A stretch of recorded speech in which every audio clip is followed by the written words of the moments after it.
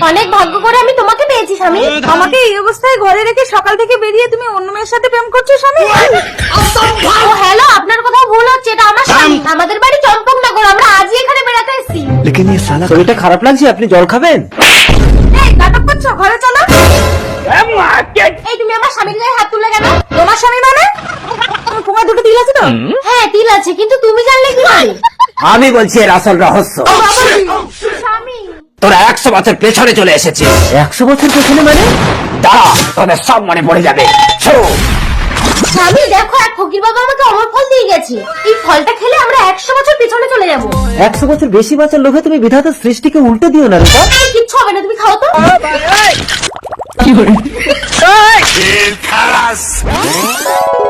রূপা তোর পরের জন্মের স্ত্রী, এখন তুই আগের জন্মে চলে এসেছিস। এই জন্মে চম্পা তোর স্ত্রী। রূপাকে তুই ছেড়ে দে।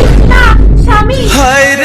চম্পা যদি আমি হৃদয়ান বাবা নতুন করে আবার বিয়ের